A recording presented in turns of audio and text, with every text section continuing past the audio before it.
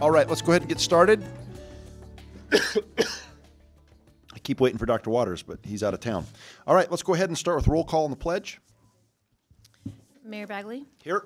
Council members Christensen. Finley. Martin. Peck. Rodriguez. Waters. Mayor, you have a quorum. All right, let's say the pledge. I pledge allegiance to the flag of the United States of America and to the republic for which it stands, one nation, under God, indivisible, with liberty and justice for all. All right, let's go ahead and do we have any motions to direct the city manager to add any agenda items? I know there's one thing that Harold and I were going to talk about, and that is on Friday. It looks like we're going to have a discussion about opportunity zones, and it should be a brief presentation, and then we'll have a discussion. Correct. And that's driven by timing based on some questions we've had from folks interested in different projects. And the other reason is on the 23rd, I pulled it from the agenda because it's inclusionary zoning, and it's our work plan discussion. So I didn't want to go all till all hours of the night. So, all right. Public invited to be heard. Let's go ahead. You've got 3 minutes. When the light goes off, I'm going to cut you. I'll cut you off. Go ahead.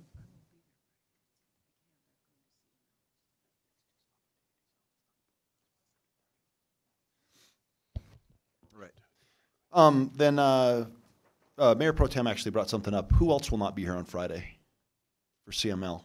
Anyone else going to CML? Just her. No? Oh, just her? Okay. For those not here, we will actually have individual briefings on it. Okay. All right. I just want to make sure Mayor Pro Tem is caught up. All right. So you have 3 minutes. Light goes on. I'm going to cut you off. Be nice. All right. And let's go ahead and start with Ralph Patrick.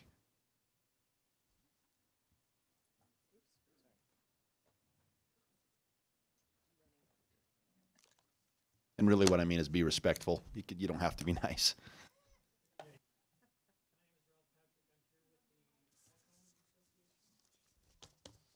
I'm here with the Alzheimer's Association. I work as the regional director. As you know, Alzheimer's disease is one of the leading scourges of our day. It's the 6th leading cause of death. Some have said that if we don't find a cure or some kind of an effective treatment for this disease, it's going to bankrupt our system as we know it. The Alzheimer's Association is the 3rd largest funder of research in the world. We provide numerous programs and support services for those who are living with the disease, which happens to be about 70,000 Coloradoans, as well as their caregivers and families. We provide here in this area support groups, early stage programming, educational classes, and various other services for the community, such as individual care consultations, and we do it for free. The reason we're able to do this is because of people like Brandy Queen and Michelle Waite and the Longmont Senior Center, who hosts these classes and these services. In fact, Brandy Queen is here. She's going to speak. She's one of our support group facilitators. On November 8th, we're hosting a community forum at the Longmont Senior Center. It's at 10 o'clock a.m. We'd like to invite the council, any other leaders in the community to come to that, to ask questions, to receive information, and to show their support for the Alzheimer's Association and your concern for the catastrophic effect that this disease is having on our nation and our community. Thank you. Thank you. Phil Willis?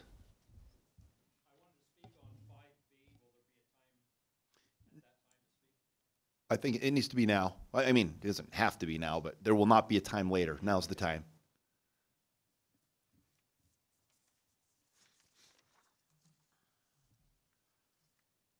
Mayor Bagley, council members, I'm Phil Willis, 12244 Weld County Road 1, Longmont. And my wife and I own a farm out on County Line Road that's part of this discussion of an enclave tonight. It's been a family farm since 1950. We've been 5 generations here in Longmont. Our children and our grandchildren all live on the farm now with us. And we've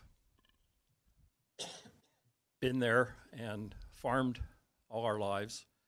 And we were rather surprised to see that Longmont's talking about taking us in and annexing us as an enclave. One might say, well, that would be valuable for you. Well, it really isn't valuable for us because some of you may or may not have heard of West Union Development some 10 or 15 years ago. We were part of that. And we had plans to develop our farm, and it would be our for our golden years and take care of our children and grandchildren. That didn't happen for various reasons, but irregardless, we don't feel like we should be forced to annex into the city. We think that that is against our rights. Back in 1950, there was 8,099 people here. Now there's almost 100,000, 93 some. And Longmont didn't go past Martin Street in those days. And we have a long history. We've always supported Longmont. We've been tried to be good neighbors with them. Our property goes up to Union Reservoir. We were in discussions with Longmont a year ago about perhaps working something out with part of our farm becoming the expansion of Union Reservoir. Didn't happen for whatever reason, but our neighbors and I live in the country. We like living there. We have animals. We have hunting. We have mineral rights. We have water rights, and we don't want to lose any of those things.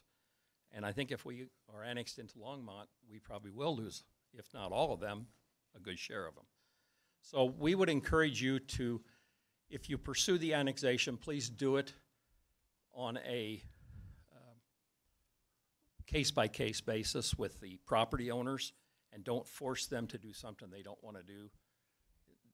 It's always contentious when that happens. People want to fight and argue, and it just isn't good neighbors. So we would encourage you to be a good neighbor with us. And if you want to annex, talk to us, and if there's a benefit, fine. If there's not a benefit, we don't think we should have to annex.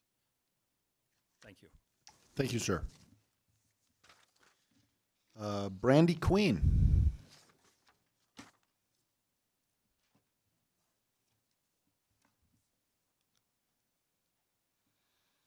Hello.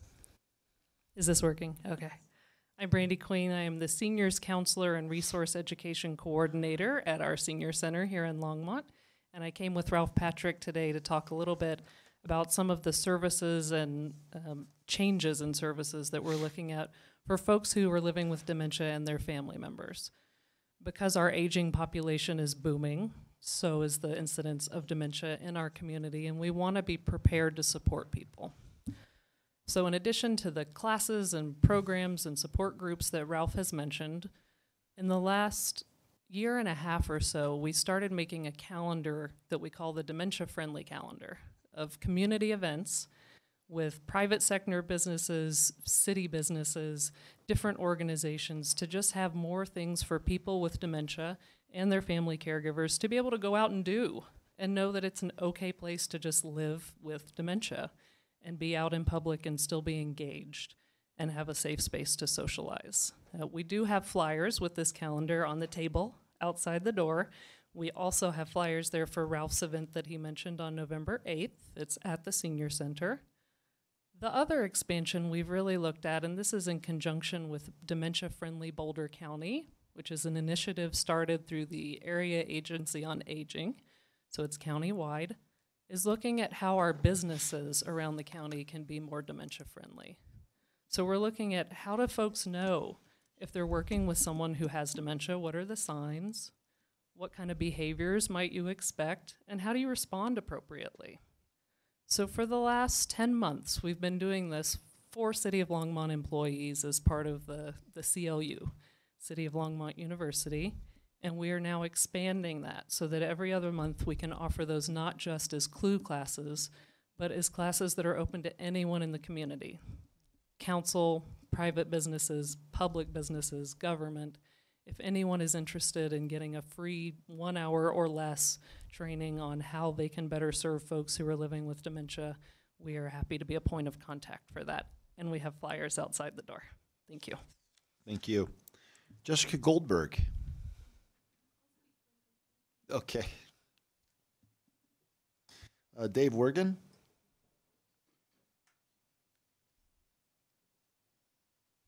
Good evening. My name's Dave Wergen. I live at 1623 Stones Peak Drive in Longmont. We're, oops, is that off? It's on. Just got to get closer. 1623 Stones Peak. We've been residents in Longmont for over 41 years. And I'm on the Golf Advisory Board, just full disclosure, but I'm here as a private citizen to talk just briefly about item 3C, actually items 3A, B, and C, the extension of the sales tax, the continuation, to fund some improvements that are necessary. I'd like to point out that the golf courses are, while there are fees, we are competitive with other municipal golf courses, which are subsidized for their infrastructure and replacement of sprinkler systems and some of the expensive maintenance items in the golf courses. But the golf course isn't the only one that's going to benefit from 3C. The rec centers, pools, I don't know about softball fields, baseball fields, tennis courts, soccer fields. There's a number of things that eventually will need some improvements. So I just wanted to encourage council and the citizens to vote yes on item 3C.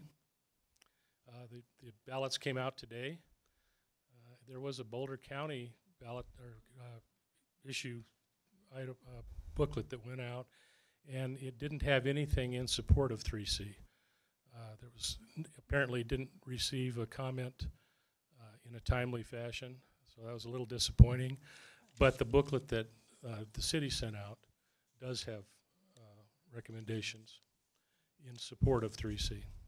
So thank you for your time, and I hope all the C passes, A, B, and C. But thank you very much. Thank you, Mr. Wergen. Michael Baca.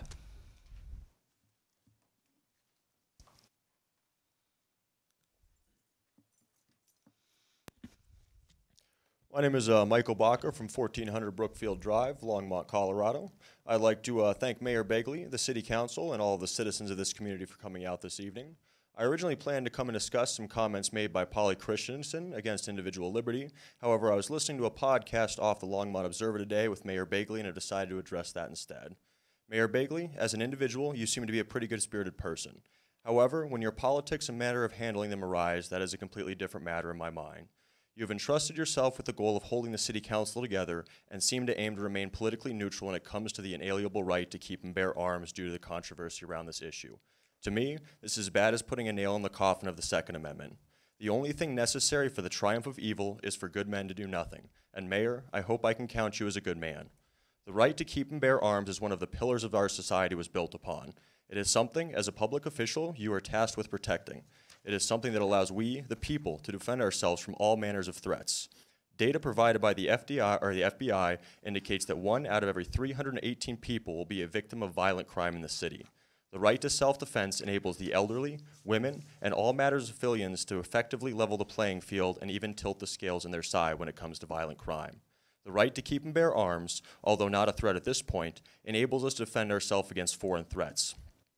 There is a quote from Yamamoto, a Japanese general during World War II. Although disputed at times, the message remains the same.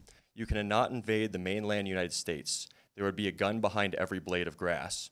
Finally, we are at a point where our nation's history where mistrust of the government is at a very high point. Although I am sure we all wish that this does not happen, the right to maintain munitions enables us to defend ourselves against an oppressive and tyrannical government. In short, the Second Amendment guarantees us, the people, access to the tools to maintain our safety, freedom, and well-being. Mayor Bagley, we need you to step into the ring. We need you to defend freedom and individual liberty. We need you to honor the countless lives that were lost and mutilated in defense of our rights. We need you to honor your oath. Liberty is being assaulted across the nation, and as my political representative, I am calling upon you to uphold your duty. Please, do not let all the sacrifices of past and present generations mean nothing. I implore you, stand on the side of justice and individual liberty. Stand on the side of what is good, righteous, and just. We the people need you to take up arms, so to say. Thank you for your time, and Mayor Bagley, I truly hope that you take into consideration what I've said this evening. Thank you, sir. All right, Robert Studebaker.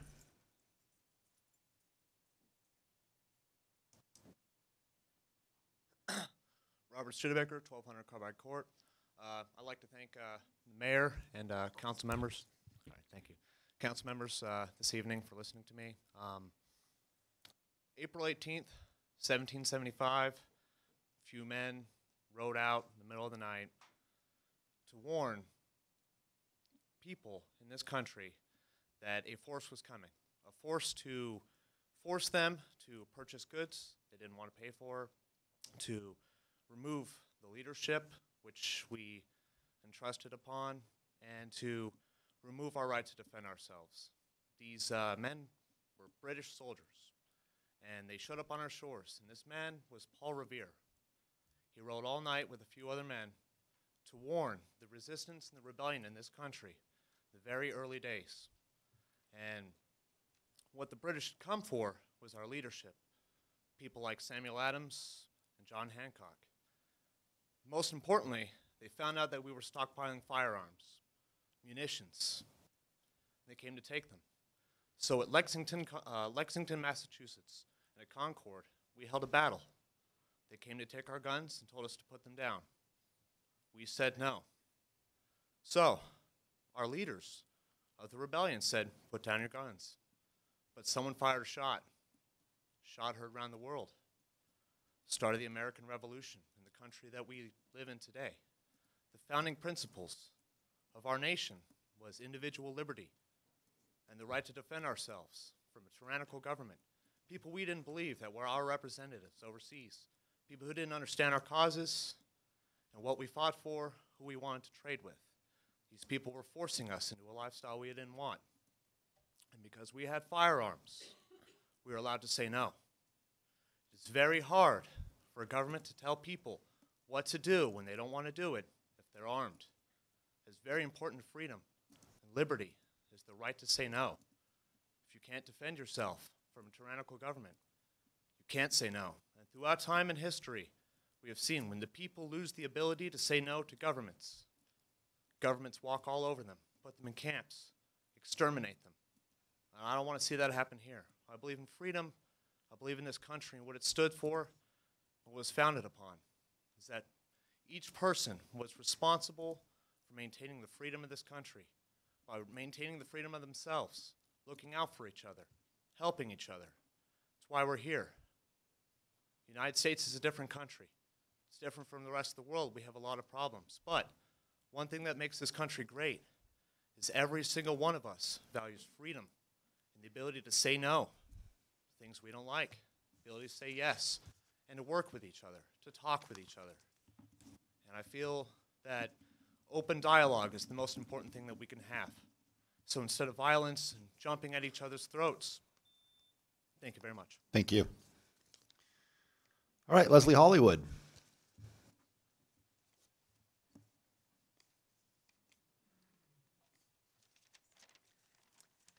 Good evening. Thank you all for being here. I appreciate the opportunity to speak. My name is Leslie Hollywood. I come here tonight as a concerned citizen. You see, my family has deep roots in Longmont. I have always thought the city to be a safe place to live and to work. But after I read comments made by Mayor Pro Tem Polly Christensen to John Baer of the Daily Camera this past Saturday, I worry I am actually completely wrong. And I wonder if I should, in fact, be doing a better job watching out for my family. Not only do I have daughters of my own, I have nieces who live in this town. I have a 19-year-old niece who lives alone. She lost her mom, my sister, to suicide right here in this town almost 4 years ago. Her father is uninvolved in her life. I am her lifeline. My niece has Asperger's syndrome. She is a beautiful young woman who faces personal struggles of her own. She does not drive. She takes public transportation or Uber to and from work, as well as regular Ubers to doctor's appointments, shopping, and various other personal outings. She also walks long distances on a regular basis, as I cannot always be available to give her rides. I have already worried she may fall victim to someone who sees her vulnerabilities. But now I find out that our own Mayor Pro Tem, Polly Christensen, has, and I quote, had people try to kill her and people try to rape her. When I first read this in the Daily Camera, I thought, goodness, she must be from a really big city full of crime like Chicago. But then I learned a little bit more about the Mayor Pro Tem, and I discovered that she's actually been in Longmont for nearly 30 years. I would like to know what has been done about these very serious attempted assaults. Are the perpetrators still wandering the streets? Are they behind bars? Do I need to worry even more than I already have that my niece is going to be raped in this town if I continue to let her use public transportation or live alone? Or worse yet, murdered? What can the city council do to put my mind and the citizens' mind at ease after being informed of such disturbing information we previously did not know? I thought Longmont was much safer than this. Is it safe for my family to continue to live in this city? I hope you will answer my questions. Thank you for your time. Thank you. I think you didn't give your address? 1840 Meadow Drive, What city? Longmont. Okay, thank you. Mary Rose Gutierrez.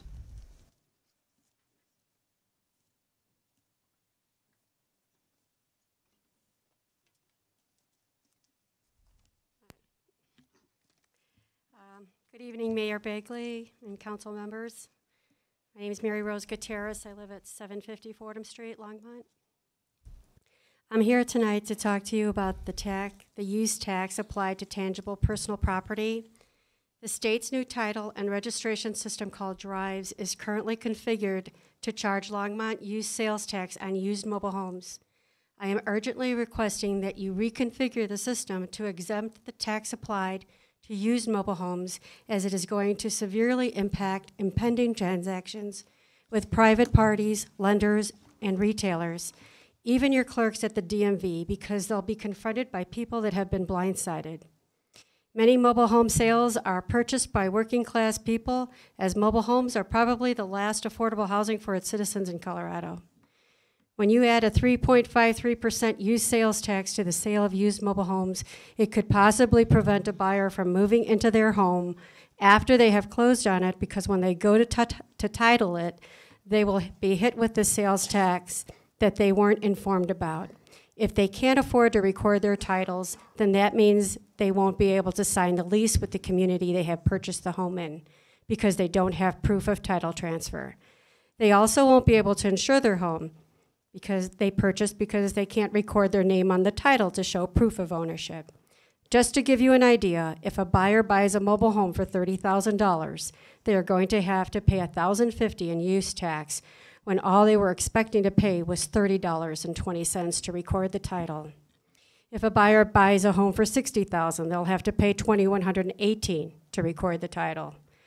Buyers can barely come up with a down payment, let alone an additional $1,000 to $3,000 in sales tax. For the public and city, what does each separate city code say about new and used city tax on tangible personal property? Since the implementation of the new software program called Drive, of which is being used throughout the state, where they have been, in fact, exempting for a long time. Now, all of these home ruled cities have been applying this use tax on used mobile homes. Why the sudden change on the city sales tax? Right or wrong, you have not been collecting use tax on used mobile homes for the past 30 years.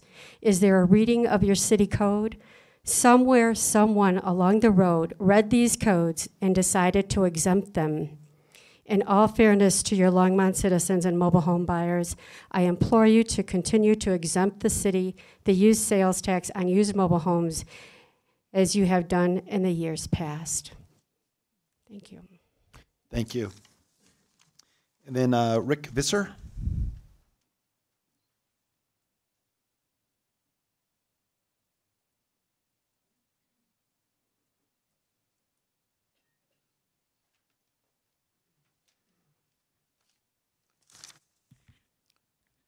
My name is Rick Visser. I live at 920 11th Avenue, Longmont.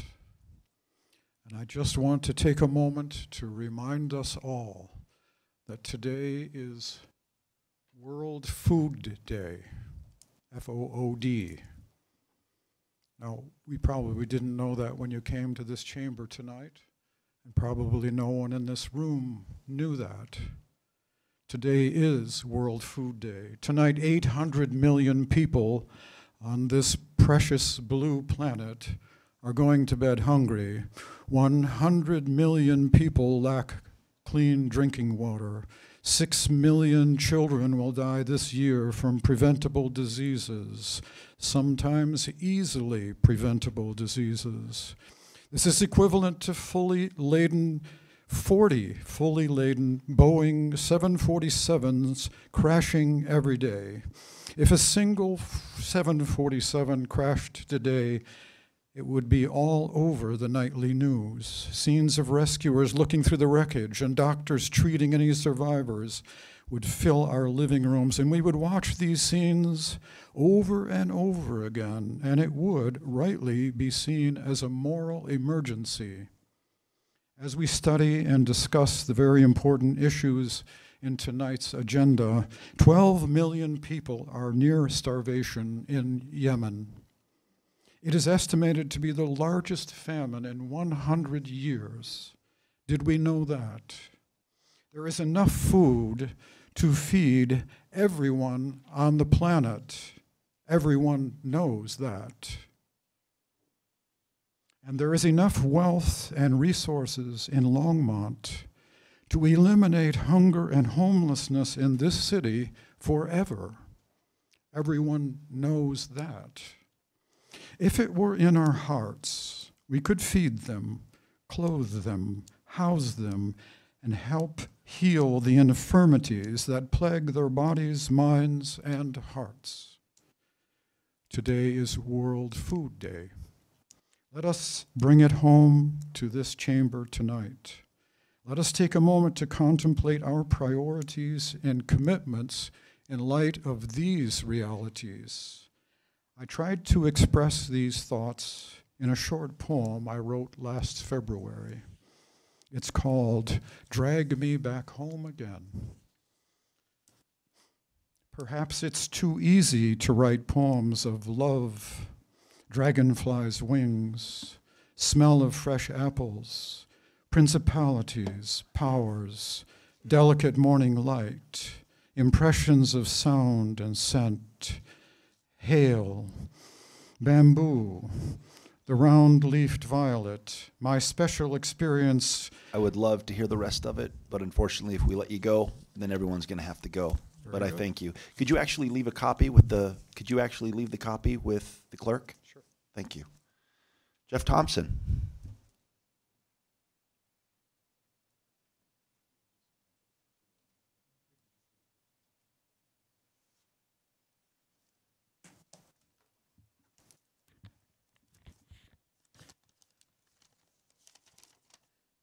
Jeff Thompson, 1616 Sumner Street.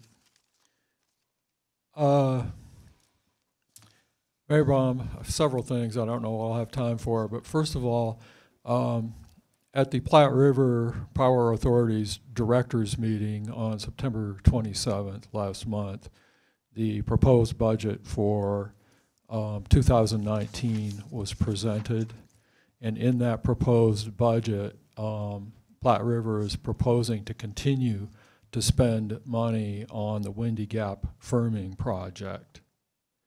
And as the proposed budget explains, those costs are related solely to generating power with coal. Longmont has passed a resolution that we're going to get 100% off fossil fuels, 100% off coal. So that eliminates the need for the Windy Gap firming project as far as Platte River is concerned. And Fort Collins just a couple of weeks ago passed basically the same resolution, 100% off fossil fuel. So Platte River, if we don't stop this at Platte River, they're going to spend probably $75 million more dollars on a project that's not absolutely, not in any way needed, when that money could be used to offset the very high cost of this transition to renewable sources of generation. So could you tell us tonight whether it's been decided how Longmont's two directors, and you're one of them, are going to vote on that? And if you're not absolutely sure that you're going to vote to take that out of the budget for Platte River, could you have a hearing, a separate hearing, not a chance to speak at public, invited to be heard next week, because there's other important things that people need to say at that, but a separate hearing so the public can express their views, basically confer with you as to how Longmont's two votes should get. It would seem to me that it would be very hypocritical. It would basically make our 100% renewable resolution look like a political stunt and nothing more if we proceed to spend probably, this is an estimate, but probably 75 million more on a project that is solely justified by producing electricity with coal. Thank you very much, Mr. Thompson. And just quickly, I will address that during council comments at the end. All right, that concludes our public invited to be heard. And I would encourage everybody to stick around to the end so I don't have to say anything now and break the quorum. I invite you to stay. All right, let's go ahead and let's see here. Do we have any special reports? Nope, nothing. All right, let's go ahead and move on to a proclamation designating October 2018 as Pregnancy and Infant Loss Awareness Month in Colorado.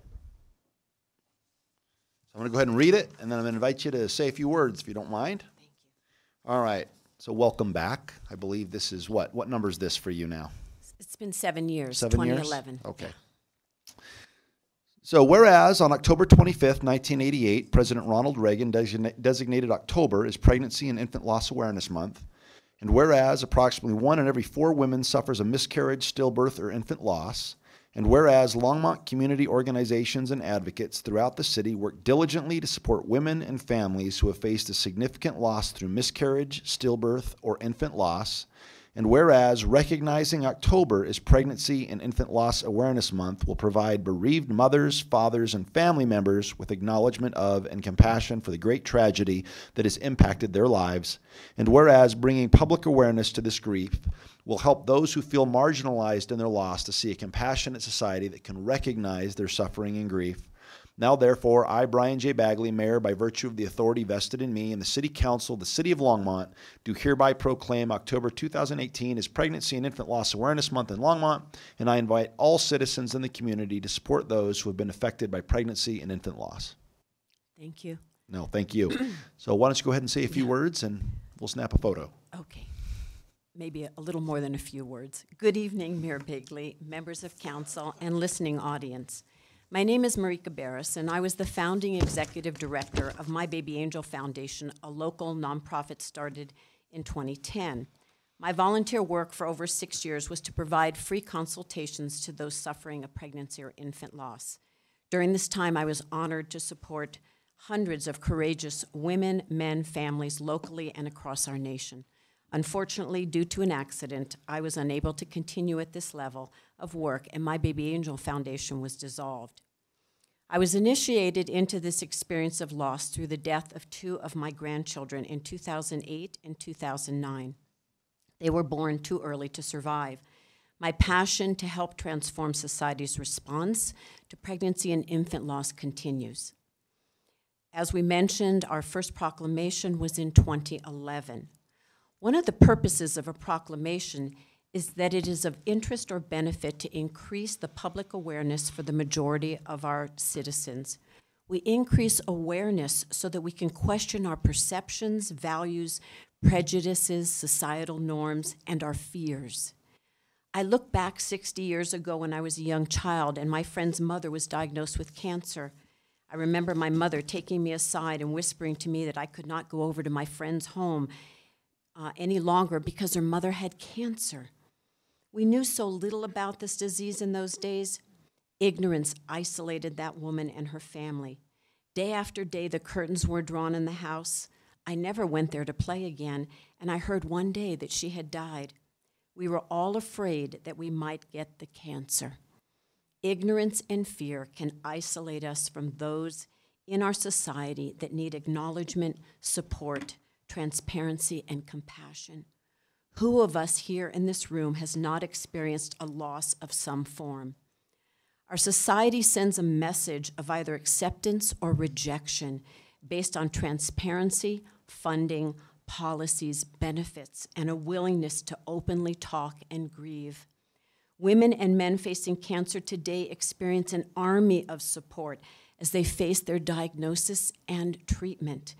It doesn't only come from the medical world. It comes from our society that has transformed fear, the fear that I talked about, into love. It's a world that wants an answer as to why and a cure to eliminate the suffering.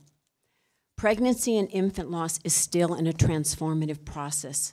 As one baby loss mother who suffered multiple miscarriages in our community stated, "Why is this experience often centered around silence?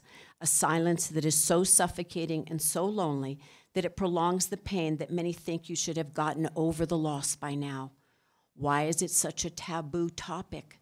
Without compassionate understanding, many are embarrassed and feel broken, ashamed of their bodies failing them, and questioning what they did wrong. The more we talk and share, the more we lighten the load of grief and confusion that someone is carrying." Another mother whose 3.5-month-old baby died suddenly of SIDS, sudden infant death syndrome, suggested that businesses review and implement policies that are compassionate to bereaved parents whose sudden and unexpected loss of a child destroys their dreams and plans for their family. That they have paid time off and a vacation pool should be available to those who face such heartbreak. We need more education on the psychological and physiological effects of grief and not expect someone to grieve for a week and move on. And our norm should be that we're able to remember and acknowledge our children publicly that are both living and deceased. Our city proclamation helps to bring public awareness to this disenfranchised grief.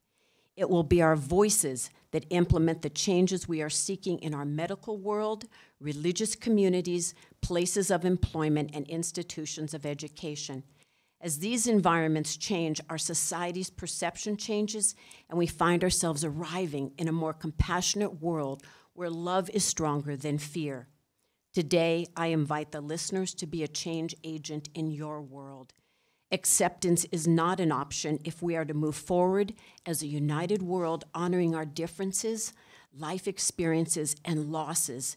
Now's the time to open our hearts to compassionate action on behalf of ourselves and others. This is how we can turn the tide of declining mental health and violence in our world. Thank you for this proclamation and your time this evening. All right, thank you. Can we get a picture, please, while we give you the proclamation?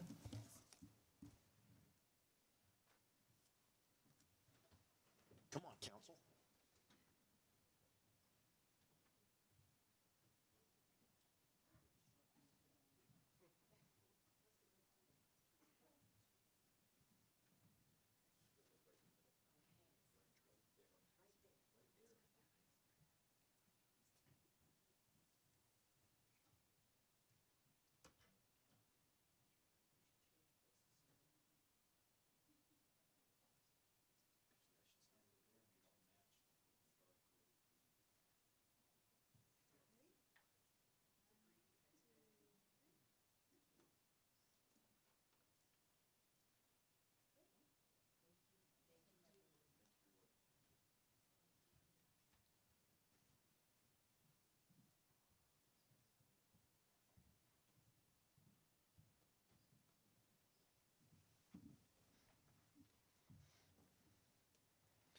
All right, next is a proclamation designating October 2018 as Conflict Resolution Month in Longmont, Colorado. We were going to do it last week, but... And did I just, ma'am, before you leave, wait. Did I accidentally hand you my agenda? Just the proclamation? You sure? You sure? It's all good. That's all right. Thank you. It's all good. I'll wing it. I've been doing this since 2011. I should know what to do now, right? All right. So thank you, ladies and gentlemen, for coming. Whereas conflict resolution encompasses mediation, arbitration, facilitation, collaborative decision-making, restorative processes, and other responses to differences. And whereas the conflict resolution process empowers individuals, families, communities, organizations, and businesses to foster communication and devise solutions that are acceptable to the needs and interests of all parties involved. And whereas conflict resolution is taught and practiced by citizens in many school systems, universities, and graduate programs throughout Colorado and the world as a way to solving disputes. And whereas community-based programs fairly and equitably resolve neighborhood and community conflicts, thereby strengthening local relationships. And now, therefore, I, Brian J. Bagley, Mayor, by virtue of the authority vested in me and the City Council of the City of Longmont, do hereby proclaim October 2018 as Conflict Resolution Month in Longmont and encourage all residents to engage in collaborative and constructive means of conflict resolution. So, do you have something to say? In addition to coming up and receiving the proclamation. Nice to see you again. Hello, Mayor Bagley, Mayor Pro Tem Christensen, City Council. It's great to be here. I feel that the Conflict Resolution Month in Colorado proclamation in Longmont is an important statement both of the need in our community for conflict resolution practices in these times where public discourse is often very challenged as people are polarized and separated from each other, and also a recognition of important work going on in our city, and to thank you for the support of the work for conflict resolution that is already taking place. So I'm going to yield time to my companions to say a few words both about Conflict Resolution Month and also about some of the work going on in Longmont. Thank you. Hello, my name is Jessica Goldberg. I'm the Volunteer and Training Coordinator at Longmont Community Justice Partnership, a nonprofit in Longmont that provides restorative justice services and training. And I want to express gratitude to the leaders of our city for funding not just restorative justice in the city, but also mediation services. I think Longmont is looked to across this nation as a model city for implementing restorative processes and making those available in partnership with police. So thank you for making that possible.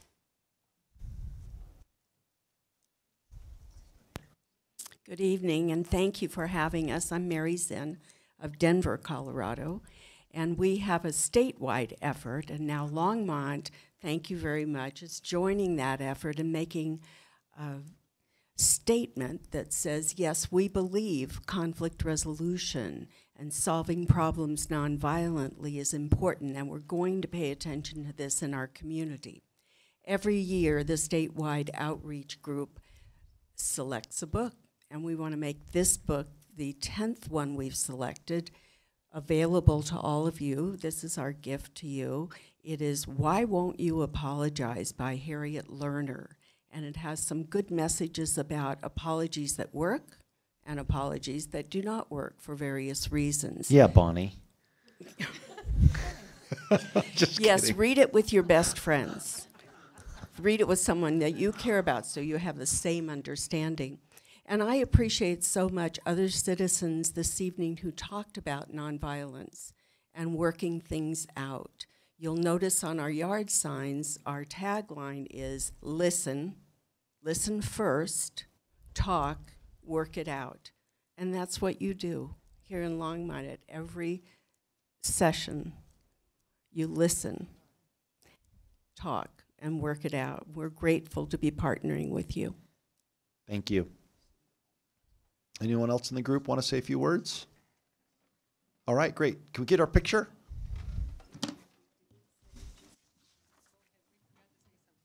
Yes, of course, we forgot to say something. We would encourage your listeners and everyone in the community to go to conflictresolutionmonth.org to see the various activities that take place during October in Colorado, all across the state. Do you want to say it one more time? conflictresolutionmonth.org.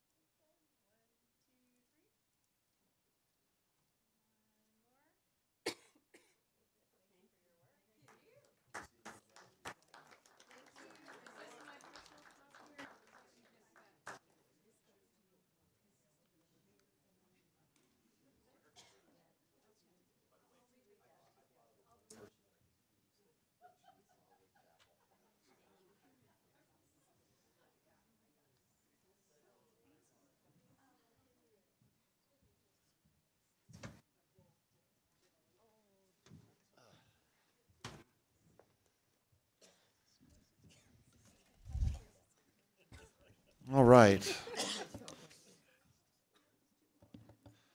All right, let's go ahead and move on to study session items. Everybody doing okay? It's only been about 45, 50 minutes. We doing all right? All right, and for the record, I love Bonnie. You're awesome. There was no apology necessary. All right. All right. Study session items. Let's move on to duplex water accounts. Good evening, Mayor Bagley and members of council. I'm Becky Doyle, Public Works and Natural Resources Rate Analyst, and I'm here responding to a previous direction from council to come back with some information about how duplexes are charged for water and how we might address some issues with equity in that. So, to begin with, currently duplexes are charged the same rate as single-family homes for their water use. Now, why is that? That is because when duplexes become part of the system, they pay the same system development fees that single-family homes pay.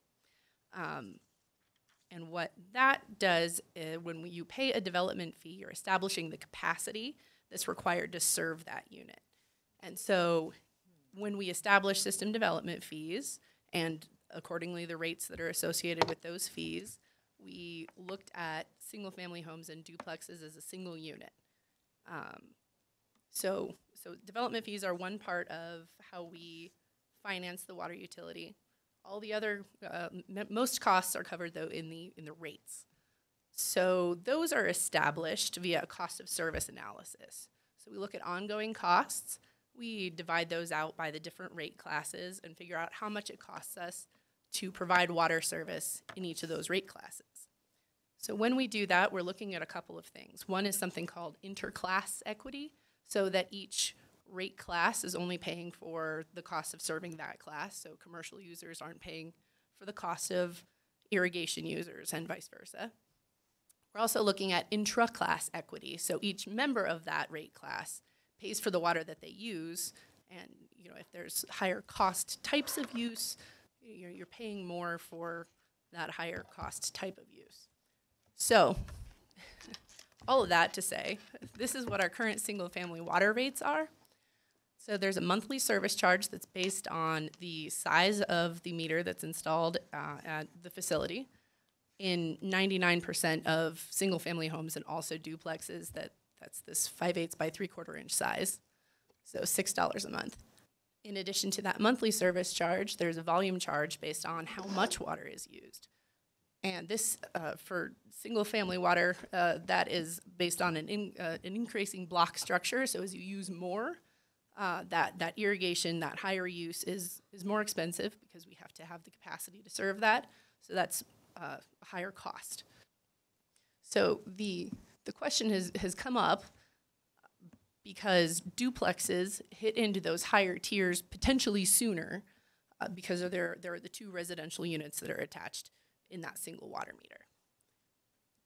So we did not previously have data about how duplex use was different from single family use because we looked at it as a single rate class. However, our GIS team was able to work with planning and pull apart single unit versus duplex water use. So this is a comparison of daily water use. It's in January and February, so winter. This is solely indoor use, most likely. And you can see that consistently over a period of 7 years, the duplex use is about twice as high as the single family use. So there's a statistically significant difference between what water is used in a duplex versus a single family home. However, when we look at July and August, which are our peak irrigation months, the use is about 25% higher in a duplex than a single family home. And that difference is not statistically significant. So the indoor use definitely varies, but the outdoor use looks pretty similar. So what do we do with that information? Well, we have a few options, and we can talk through some of these. We could continue to treat duplexes as single family, which is status quo. We could change to classifying them as multifamily, which has some implications. We could require separate metering so that each unit would, hit those tiers based on their individual use. Or we could establish a new class when we do our 2019 rate and fee study. We do believe that there are sufficient numbers to establish that rate class as a statistically significant group on its own. Councilmember Peck? Thank you, Mayor Bagley. So this has brought up several little questions. Well, hold on one second. And then how many slides do we have left? That is the last slide. Okay, perfect. I was thinking so, but just for a second, I was like, no, go ahead. Sorry. So if this duplex, 2 separate families, if they're sold as 2 separate units, but there's only 1 meter, how do you figure out what each family pays? So, Mayor Bagley, Councilmember Peck, that is currently the situation that many duplex residents find themselves in. There is 1 meter for both units, and they have to establish amongst themselves a method for dividing up the bill. So the city is not concerned with how that works. There are some consumer level sub-meters that are available, digital things that you can use, which are not as accurate as the turbine meters that the city would use to charge you for water, but might give you an idea of which unit is using how much. So that's one method. And property managers I think that's where a conflict resolution would really come in handy. And it doesn't seem quite fair to me. And of course, the rates are going to be higher and the use is going to be higher because you have 2 families. So I would go with separate meters. And can we, for any new development, definitely, but going back, is that possible to already established Mayor Bagley, duplexes? Councilmember Peck, I wouldn't recommend that we simply install another meter because that meter represents a significant amount of capacity that our water system could be required to serve. So they do have the option of sub-metering. They can always buy into the system by paying another system development fee to pay for that capacity that's being installed. However, the cost of that is so high that the savings that they would get on the bill would never pay for it. So. Okay, thank you. Councilmember Finley? Thank you, Mayor Bagley. My concern really is the rate class. It just doesn't seem fair for two families to get into that higher cost, because there's two families, not just one family. And one family is not using that much water, two families are. So could there be a simpler way? Could we just divide the bill in half, the usage in half in the billing process? Mayor Bagley, Councilmember Finley, the residents can choose to simply divide the bill in half. Right, but the rate class would change if you divided the gallons of use in half. So say, you know, if you went back to the slide that had the gallons, say that so many gallons were used, so it bumped it up to the second or third highest one. If you divide that by 2, because there's 2 families, it would then lower it. Mayor Bagley, Councilmember Finley, so currently, when you look at how much an average single-family bill is and then how much half of the duplex bill is, already, even though they're hitting that higher tier, the half of a duplex bill is already less than what a single-family home is paying generally, on average. So I'm not sure how much. But they're paying more per gallon for water. Correct. They're using less, but paying more. But they have purchased a type of capacity that's the same as the single-family home. So I think there's an equity issue if we just divide their use and say, if it goes through this meter, it's only, you know, it's tier 1, but through your meter, we're gonna give you twice as much. If we wanted to do something like that, I would really recommend that we establish a new class by itself. I'm not real comfortable with just dividing in half in the single family tier, because I think there is potentially a real difference in the cost of serving those It just seems like it's not fair. That's the reason I wanted us to look into it. And it seems like there ought to be an easier way to fix it. Mayor Pro Tem? Thank you. As usual, when you take care of something, it's extremely thorough, and it makes me cry a little because it's kind of over my over my head. Very painful to think this hard. But anyway, so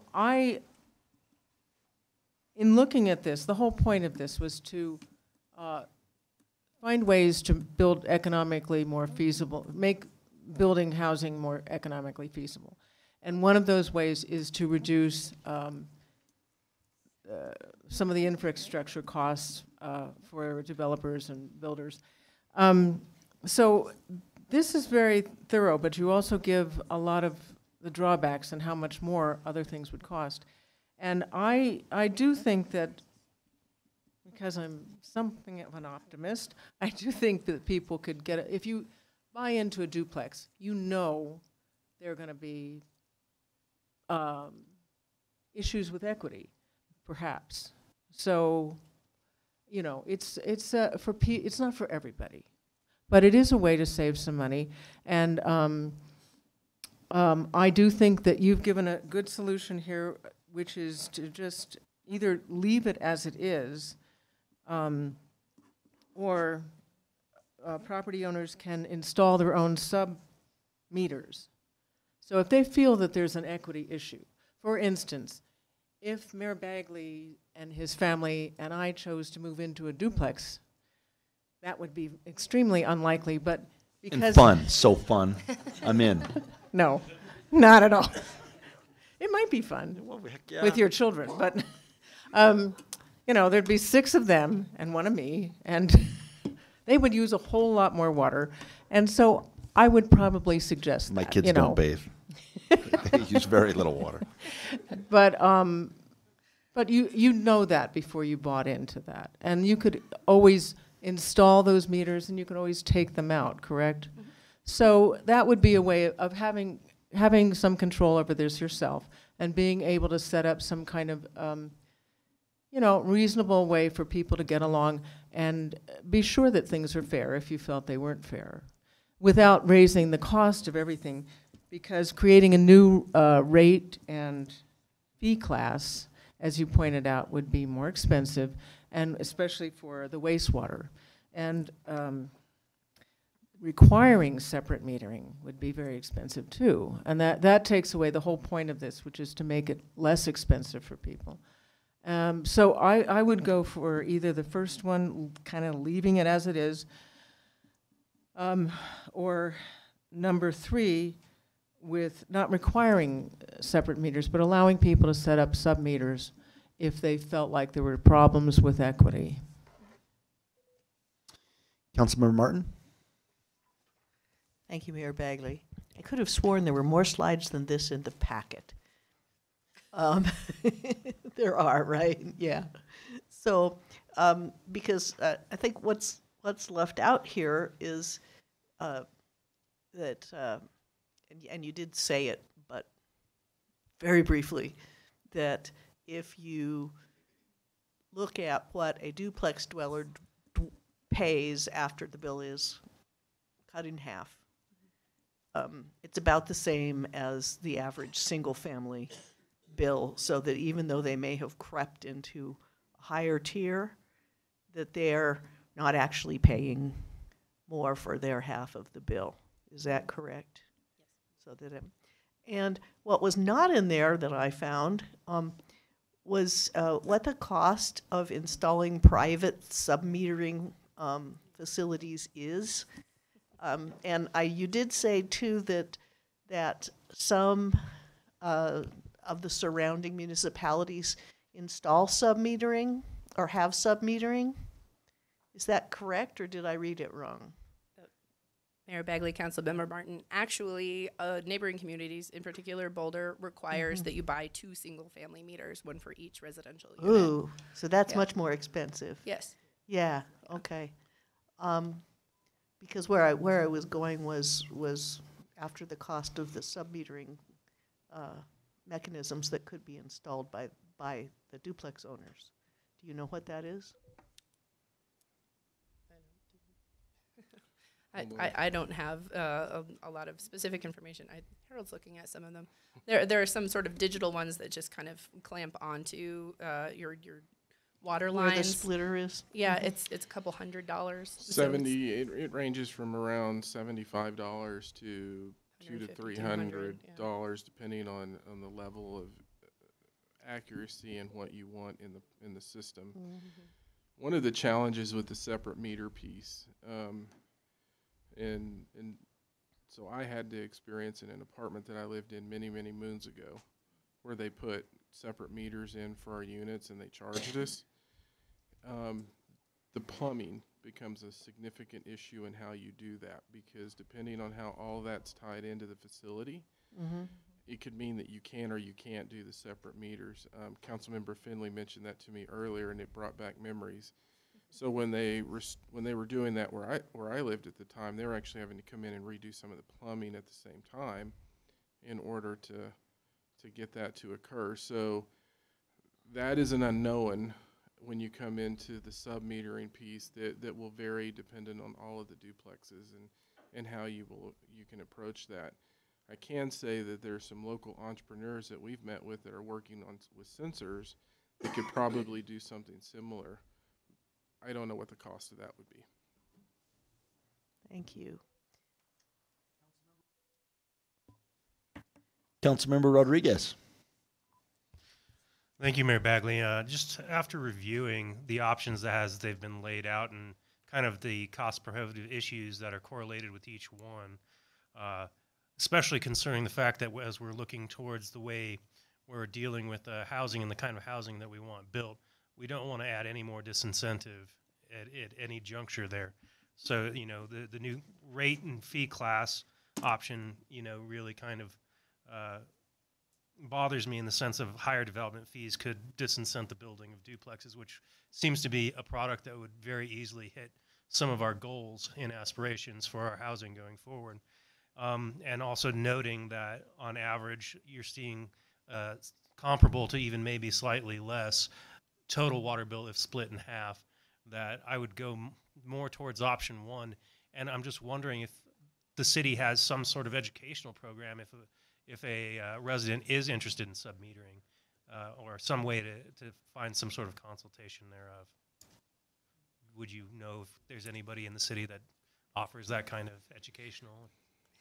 Mayor Bagley, option? Councilmember Rodriguez, we do not currently offer that education because, you know, we believe that it's the choice of the homeowner whether they wish to do that. Oh, sorry, I'm too far away from the microphone. So we don't currently have that, but that's a good idea to roll out that kind of resident education. That's actually a good point.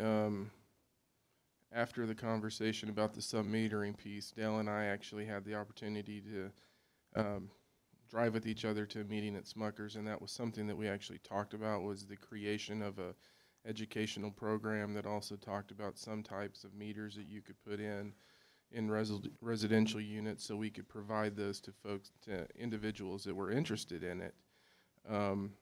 Depending on the situation, Councilmember Peck's comment about conflict resolution, that very well may be an issue that we bring in, and we bring neighborhood resources in to help where we have situations where individuals aren't getting along. But I think we could develop some type of informational piece with resources in terms of where they could look to install those sub-meters if their facility is conducive to it. So yes, okay, we can do that. Well, with that in mind, my preference is for option one of leaving it as is.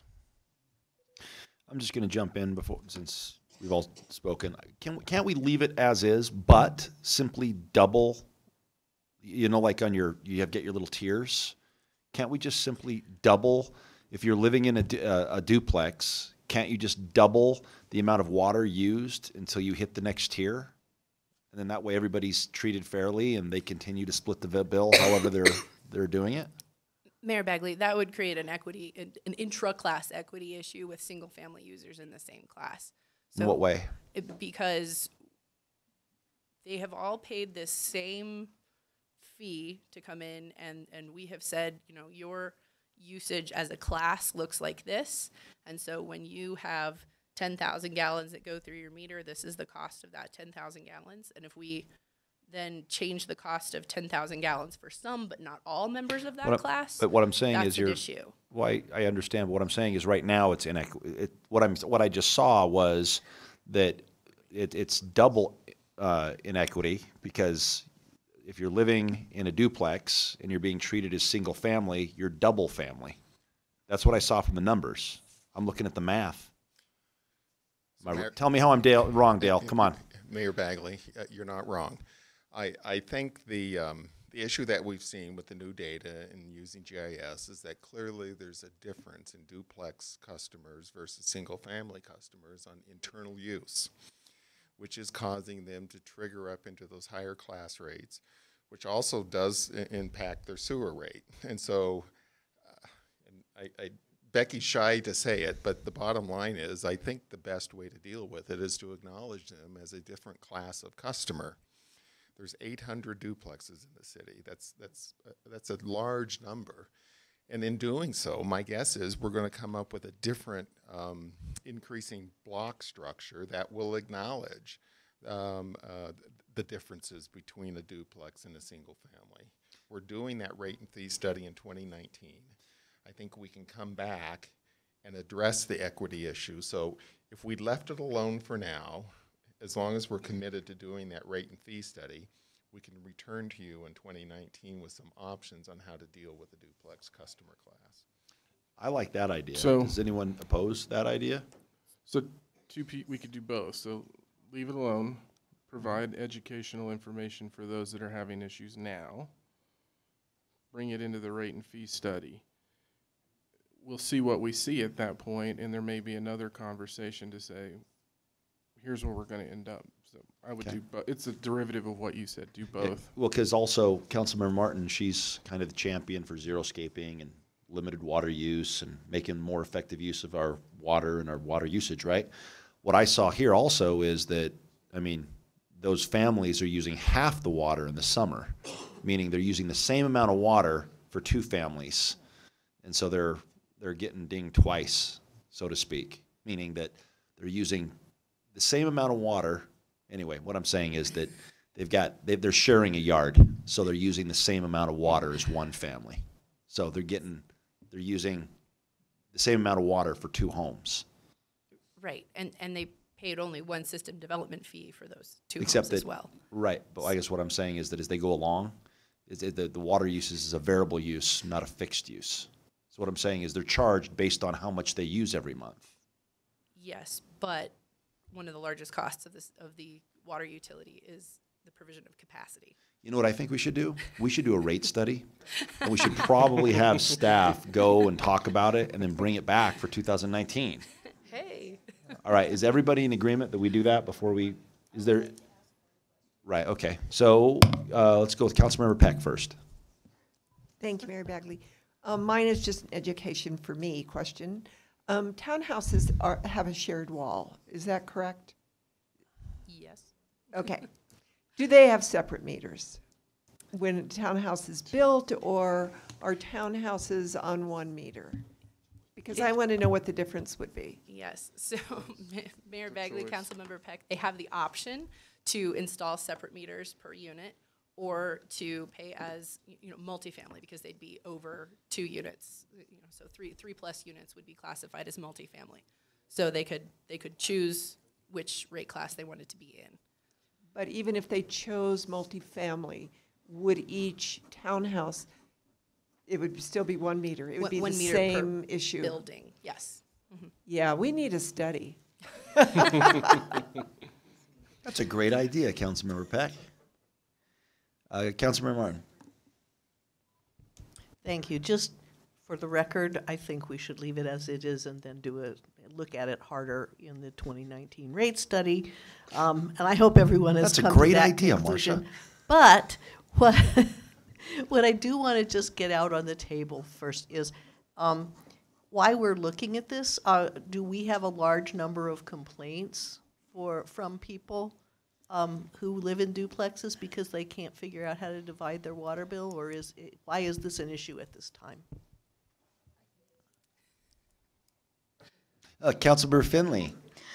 I had a constituent call me and really was not concerned with the division of the water, but was concerned because they're paying more for that water because they get into higher tiers because it's 2 families. And he didn't think that was fair, and I agreed with him. All right, so I think you've got consensus to come back in 2019. Yay. All right. That can just got kicked. Thanks. All right, let's go ahead and move on to enclave annexations.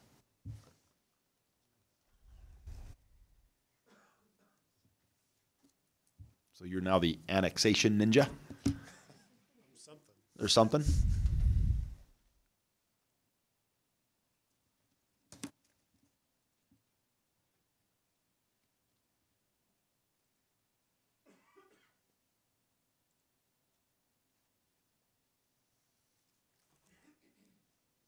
Thank you, Mayor. Council members, Brian Schumacher with Planning Development Services.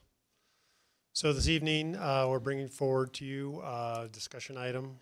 We're requesting direction from council on whether or not council is interested in considering city-initiated annexation of unincorporated enclave parcels that are eligible for annexation under state statutes, that being that they've been completely surrounded by the city limits for at least a 3-year period.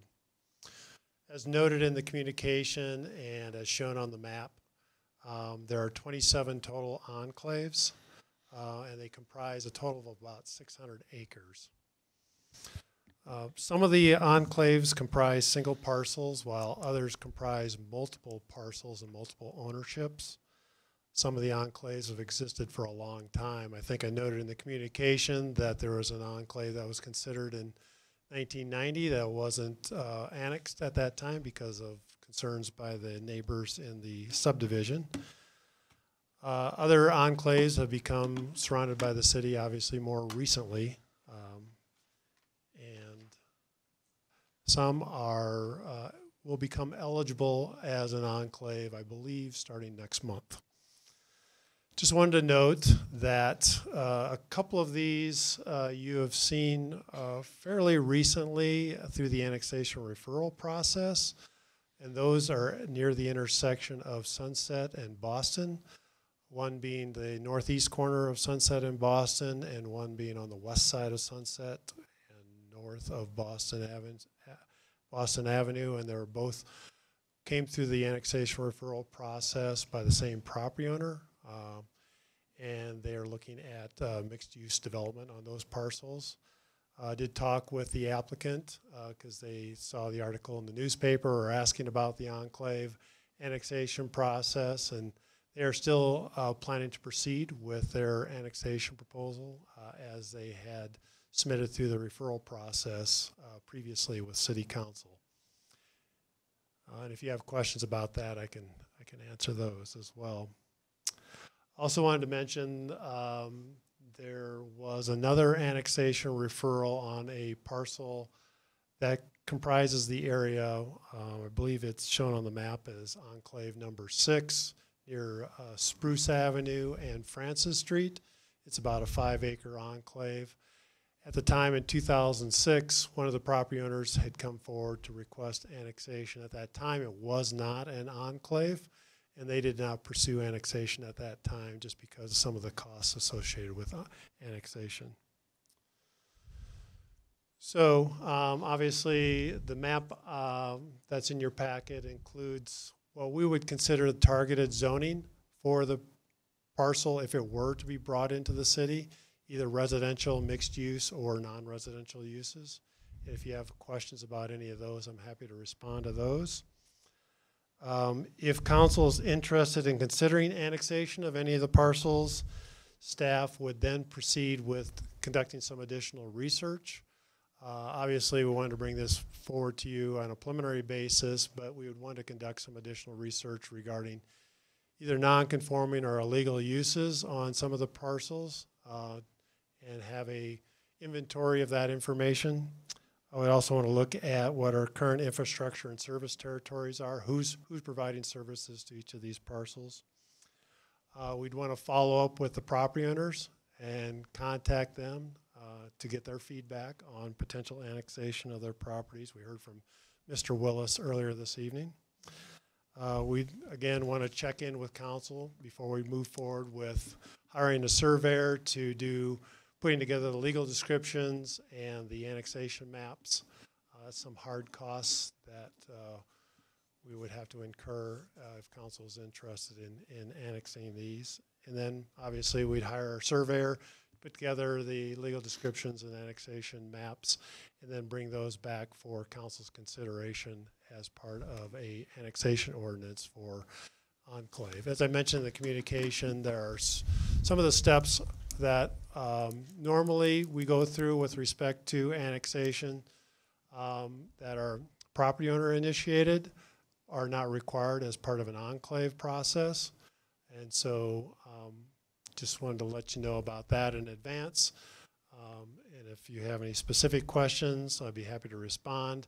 Just to give you a little bit of information in terms of what planning currently has in terms of budgeting, are budgeted for this type of endeavor. I think right now we have enough money in the 2018 budget to work on about 6 to 8 of the enclaves, and in 2019 we consider additional 6 to 8 enclaves if council is so inclined to consider any or all of the enclaves.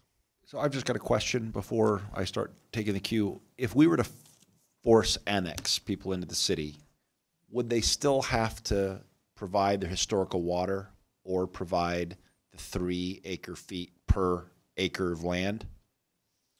So Mayor, typically what's happened and what we've done in the past with respect to water policy is that if a property is brought in as an enclave, that upon development or subdivision of the property, then they need to meet that raw water requirement. So there would not be any financial impact through that aspect, at least, with the initial until enclave they plat annexation. it. And Okay. that's typically how we've handled it. Okay, all right. All right, Councilmember Finley. Thank you, Mayor Bagley. First of all, I would never be in favor of force annexing anybody. I do think that this is a cheaper way if some landowner wanted to annex into the city, that if they were in an enclave, it'd be a cheaper way for them to do it, wouldn't it?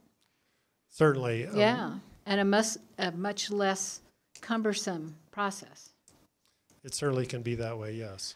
So I would be in favor of asking all the landowners on our map here if they're interested in being annexed by this method, and if they are, then we would pursue it, and if they're not, then we wouldn't. That would be my suggestion. Councilmember Peck. Thank you, Mayor Bagley. What has made the city want to do this? That was actually a question from council that you all wanted us to bring forward to look at. And specifically, I think it was related to some of the marijuana shops that were opening in the enclaves. Okay. And that's the genesis of the request in this council item. Okay. And I agree with Councilwoman Finley, except for number 11, which is the dispensary at the corner of 119 in Maine, the new one. I would force annex that one, basically because it is in the heart of our city. And I still think we should ask the owners, but I would have no objection to force annexing that one. Mayor Pro Tem? I agree with Councilwoman Finley. I'm very much against forced annexing. People buy something under certain conditions, and they have a right to their property staying under as much of that. If they want to join, if they want to be annexed, that's fine. But if they don't want to be annexed, and it doesn't appear that some people have even been asked, I absolutely don't approve of us forcing them to annex. There are a couple of things, with the exception of number 11, which they went out of their way after we had talked extensively about the retail marijuana to open a county enclave in the middle of this town, which completely undermined everything that we had discussed.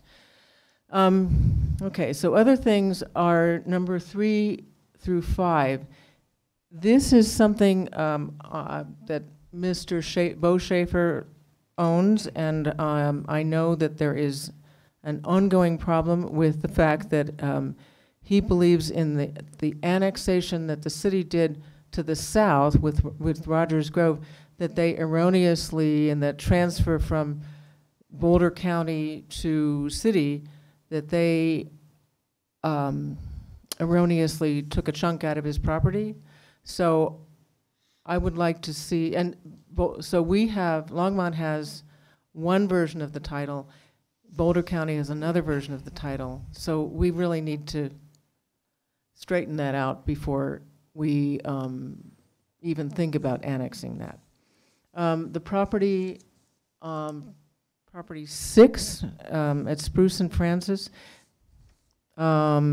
That's my neighborhood. It's the last little dirt road left.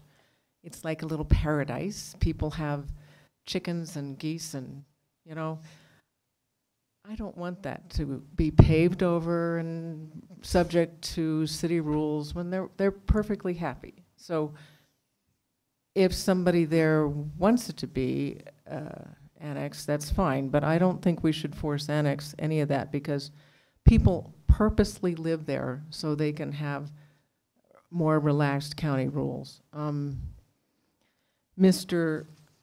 Willis, do I have your name? Does not seem to want to be annexed. I don't really want to annex any farmland any more farmland than we've already done because we keep taking county agricultural land and rezoning it eventually as residential. And I think that's a terrible idea. The 7 through 9 at Boston and Sunset, I don't know whether they want to there are 3 parcels there apparently, but that is something that I think we should try to urge them to do because it does have to do with our flood mitigation and riparian setbacks and so many things. The rest of this appears to be, well, the number 26, which we own, which is out by Union, that's fine. I think we all would like to annex that. But all the other things appear to have livestock on them and, you know, so it's agricultural land. If they don't want to annex it, I don't want to force them to be annexed, particularly without notice. Councilmember Martin? Thank you, Mayor Bagley. I am seeing some areas on the map that are not called out. They're in white as opposed to the beige of inside Longmont that look like enclaves in the sense that they are surrounded by the city on every side. What are those and why are they not on the list?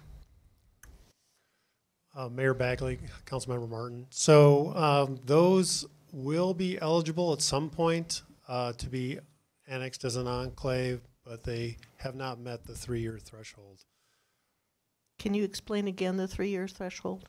So in order for the city to initiate annexation of an enclave parcel or area, the parcel that's considered an enclave needs to be completely surrounded by the city limits for a period of at least 3 years. So some of those parcels that are shown as surrounded in white have not yet been completely surrounded for that 3-year period. So they are not eligible for, by state law, for city-initiated annexation. I understand. Just as a comment, I'd like to say that while I agree with the general consensus that forced annexation is probably not who we are, it seems unreasonable to me to make a forced annexation of one property that, while we may not like what it's doing there, I can see if it were causing a tremendous hardship, if it were stinking, if it were, hazardous in some way, but it's not. And so I would be against forced annexing, singling out one property for forced annexation without making it a more general operation. Councilmember Rodriguez. Thank you, Mayor Bagley. Are any of the enclaves currently serviced completely by Longmont utilities?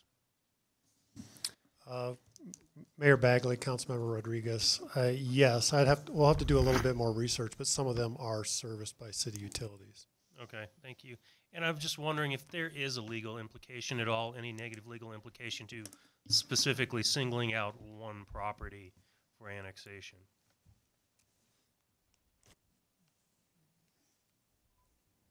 Mayor Bagley, Councilmember Rodriguez, not necessarily just based on the hypothetical as you presented it in that form, but if you're talking about the marijuana location, there might be implications for that depending on how we were to regulate that location when we brought it in. Okay, thank you.